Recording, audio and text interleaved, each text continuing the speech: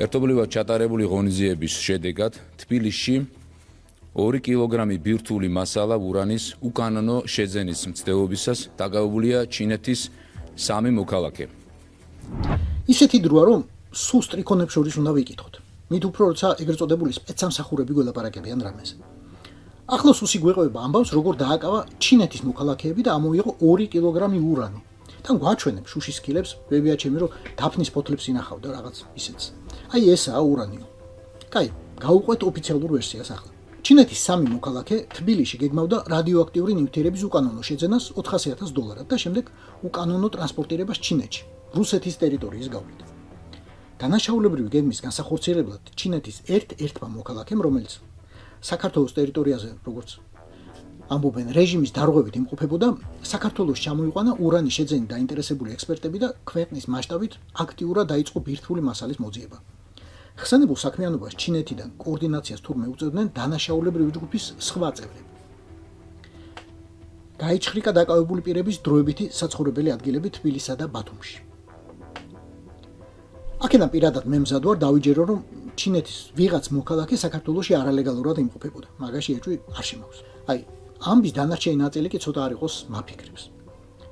პირველი მაფიქრებს, საიდან გაჩნდა 2 კილო ურანი. საქართველოს დაიწყო წარმოება ივანაშვილის დაპირებულ ას ქარხანაში.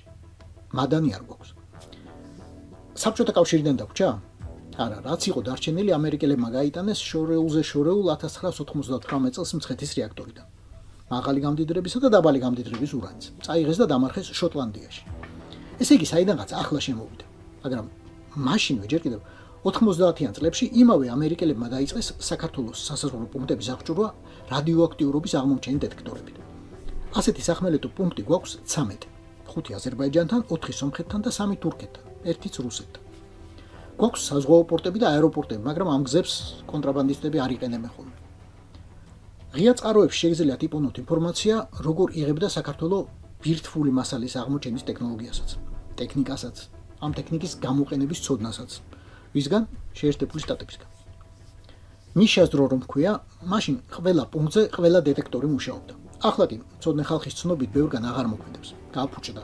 ხელის მომკიდებელი კი აღარავინ არა, რადგან ამერიკასთან ურთიერთობა რბილად რომ ვთქვათ, გაგვიუარესდა.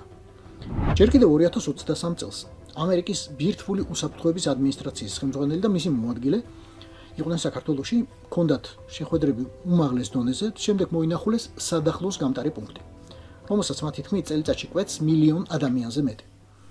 და ყურადღება, მოინახულეს ოკუპირებული ტერიტორიის მიმდებარე ზონა. ზონა, სადაც არც ერთი ქოცი ჩინოვნიკი არ ანამყოფი, არც ერთხელ ბორია ივანაშვილის თამადობით. იქ ჩავიდა ზუსტად შეერთებული შტატების ბირთვული მინისტრი, ფაქტიურად. ეგ ამბავი ასე უნდა წავიკითხოთ. უკონტროლო ტერიტორიები რადიოაქტიური ნივთიერებების კონტრაბანდის შესაძლო წყაროა, მაგრამ ისე სუსის ოფიციალურ ინფორმაციას თუ დაუბრუნდებით, ეს 2 კილო ურანი მის ჩემი ცოდვითა და რადიაციით სავსე ჩინელებს საქართველოსთან რუსეთში უნდა გაეტანათ, იქიდან კი ჩინეთში.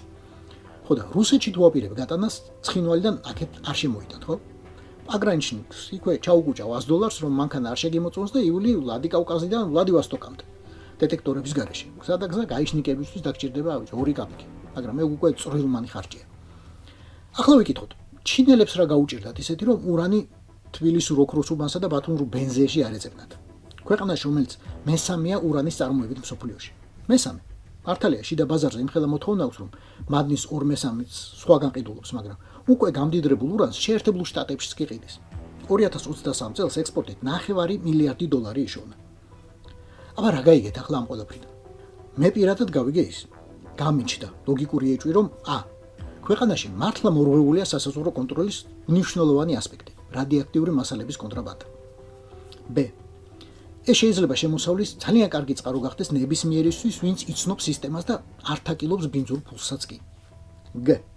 ქართულ რეჟიმს ჯერ კიდევ არ დაუკარგავს ტრამპის შემორიგების იმედი და ცდილობს ანტიჩინურ მარაკაში გაერიოს, რა კი ამერიკელებმა კარგად იციან, რას ნიშნავს ოფიციალურ ცნობაში ნახსენები ერთი დეტალი. ექსპერტები, რომლებიც ჩინეთიდან ჩამოვიდნენ. ეს მეგობრებო ნიშნავს ჩინეთის მთავრობის წარმომადგენელს, რომელთა გადაადგილებაზეც მათ მთავრობას უმკაცრესი კონტროლი აქვს დაწესებული. უმკაცრესი. ასეთები თუ ჩადიან სადმე, ტრიქონებს შორის უნდა წაიკითხოთ ასევე, რომ ისინი კომპარტიამ გამოგზავნა მივლინებით. და მაშინ გამოძიება უნდა მივიდეს სულ ცოტა ჩინეთის საელჩომდე თბილისში, რომელსაც აუცილებლად უნდა ქონოდა და ექნებოდა ინფორმაცია ასეთი მნიშვნელოვანი სპეციალისტების ჩამოსვლაზე. და გამოძიება აუცილებლად უნდა მივიდეს ქართველ ძალოვნებამდე, რომელთაც 2 კილო ურანი ან იქნებ 200 ვინც ის შემოიტანეს ან შემოატანინეს ქვეყანაში. ეს სახელები გვინდა, მამუკა. უსახელო ჩინელები საკმარისი არაა.